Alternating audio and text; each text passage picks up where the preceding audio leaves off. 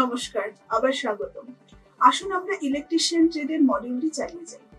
আমি ইন্দ্রাণী, নিমির এই পক্ষ থেকে আমি আপনাকে electric iron, electric kettle, cooking range এবং গিজার পরিষেবা এবং মেরামতের এই অনুশীলনের মাধ্যমে গাইড করব। Electric iron, kettle, cooking range এবং গিজারের মতন সাধারণ গৃহস্থলীর সরঞ্জামগুলি পরিষেবা এবং মেরামত একজন ইলেকট্রিশিয়ানের কাছ থেকে প্রত্যাশিত। এই অনুশীলনে আমরা এটি কভার করব।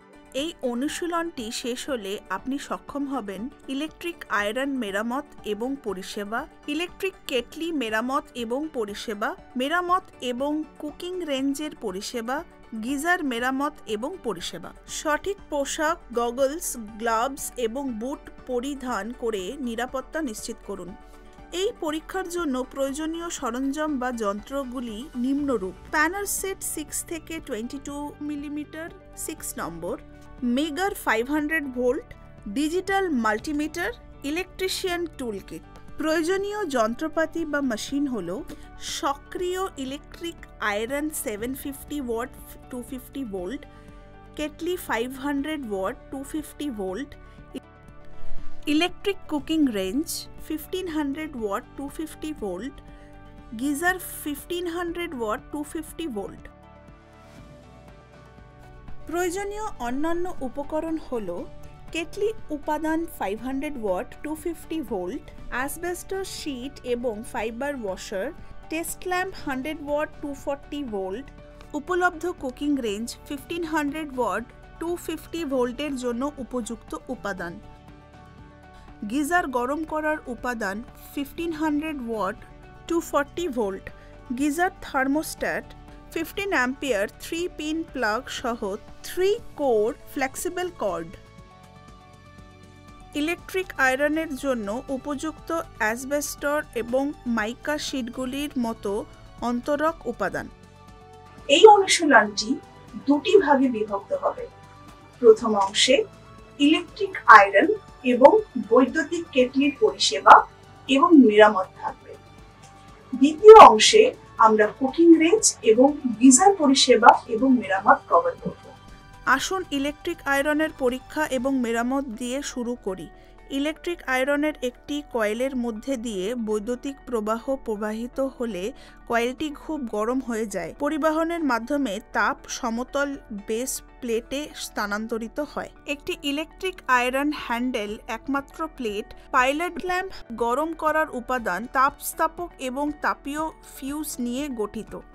থার্মোস্ট্যাট বাইমেটালিক স্ট্রিপ ব্যবহার করে, যা দুটি ভিন্ন ধরনের ধাতু, ব্রাশ এবং আয়রন দিয়ে তৈরি। তাপের উপস্থিতিতে বাইমেটালিক স্ট্রিপ ভিন্নভাবে প্রসারিত হয়, যার ফলে নিয়ন লাইট অফ দ্বারা নির্দেশিত পাওয়ার কাট অফের ক্রিয়া ঘটে। এইভাবে স্ট্রিপটি ঠান্ডা হয়ে গেলে বাইমেটালিক স্ট্রিপটি তার আকৃতি ফিরে পায় এবং আয়রন গরম হওয়ার ইন্ডিকেশন দেয়।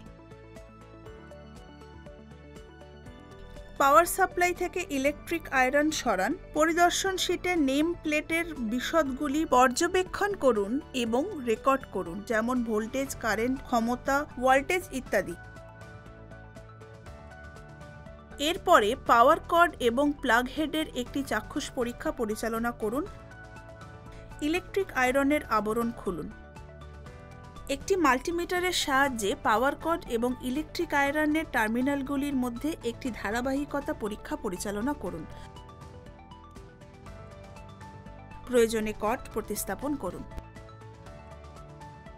একটি মেগারের সাহায্যে আয়রন লাইন, টার্মিনাল এবং আয়রন বডির মধ্যে ইনসুলেশন রেসিস্ট্যান্স মেজার করুন এবং ফল্ট পরীক্ষা করুন। সারণীতে পরিমাপ করা পরিরোধের রেকর্ড করুন। আর্থ ফল্ট হলে এর কারণগুলি হয়: নির্ধারক ব্যর্থতা, ভাঙা অংশ, ক্ষতিগ্রস্ত থার্মোস্ট্যাট, অ্যাকচুয়েটর সুইচ করুন। ত্রুটিপূর্ণ অংশ প্রতিস্থাপন দ্বারা ত্রুটি সংশোধন করুন। এখন স্বাভাবিক অবস্থায় একটি মাল্টিমিটার দিয়ে এর প্রতিরোধের পরিমাপ করে গরম করার উপাদানটি পরীক্ষা করুন।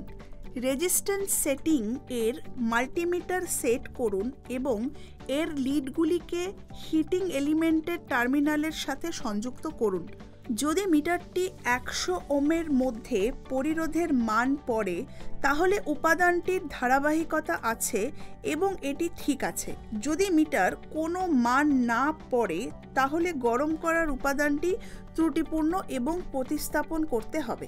মেগার দিয়ে আর্থিং এবং নিরপেক্ষ টার্মিনালের মধ্যে অন্তরণ পরিরোধের পরীক্ষা করুন।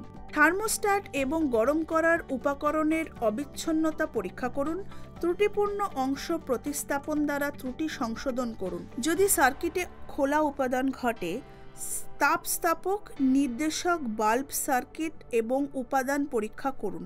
থার্মোস্ট্যাটের পরিচিতিগুলিকে ছোট করে এলিমেন্ট সার্কিটের সাথে সিরিজ টেস্ট ল্যাম্প সংযুক্ত করুন।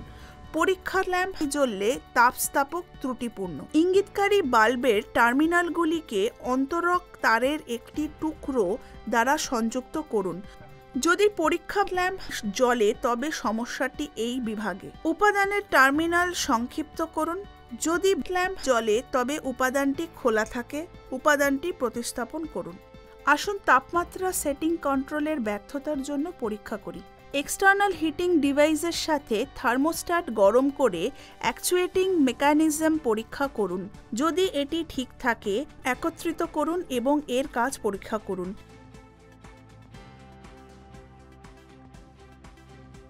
এটি আয়রনের মেরামত ও পরিষেবা শেষ হয় এবং মেরামত শেষ করে। আমাদের পরবর্তী পরীক্ষার যন্ত্র হলো বৈদ্যুতিক কেটলি। একটি বৈদ্যুতিক কেটলি অল্প সময়ের মধ্যে জল ফুটিয়ে তোলে। কেটলি অটো শাট অফের বৈশিষ্ট্য সহ আসে। জল বুদবুদ শুরু হওয়ার সাথে সাথে এটি বন্ধ হয়ে যাওয়ার কারণে অতিরিক্ত তাপমাত্রা বাড়ে না। প্রতিটি কেটলির ভিতরে একটি ধাতব কয়েল থাকে যা কারেন্টকে তাপে রূপান্তরিত করে। কেটলি চালু হলে কয়েলের মধ্যে দিয়ে একটি বড় বৈদ্যুতিক প্রবাহ প্রবাহিত হয়। এটাকে হিটিং এলিমেন্ট বলে। কয়েলে একটি বৈদ্যুতিক রোধ আছে। এই রোধ বৈদ্যুতিক শক্তিকে তাপে রূপান্তরিত করে। তাপ জল স্ফুটনাঙ্কে নিয়ে আসে। কেটলির থার্মোস্ট্যাট যখন জল স্ফুটনাঙ্কে পৌঁছায় তখন তা বন্ধ করতে ইঙ্গিত দেয়। কেটেলের নাম প্লেটের ফলকের বিবরণ পরীক্ষা করুন এবং সেগুলি তথ্যপত্রে রেকর্ড করুন, যেমন ভোল্টেজ, কারেন্ট, ক্ষমতা, ওয়াটেজ ইত্যাদি।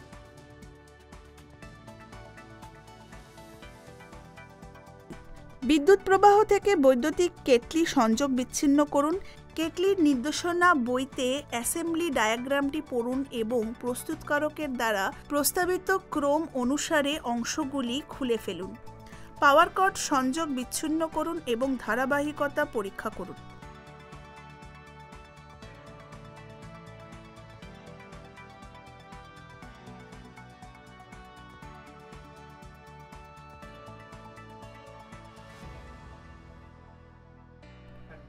বডির সাথে লাইভ তারের যোগাযোগের জন্য মাল্টিমিটার দিয়ে দৃশ্যত পরিদর্শন করুন এবং পরীক্ষা করুন।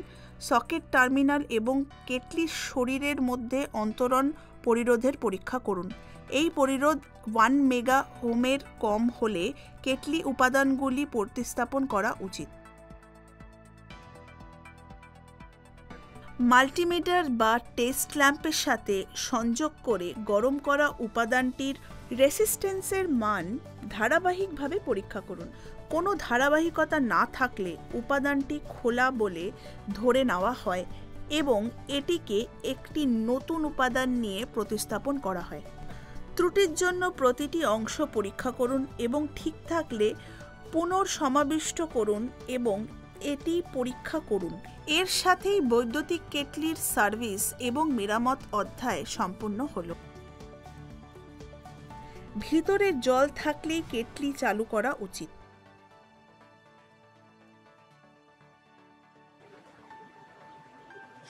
আমরা এই অনুশীলনটির পার্ট 1 ভাগ এখানে সম্পন্ন করছি। আমরা পার্ট 2 তে অব্যাহত রাখবো।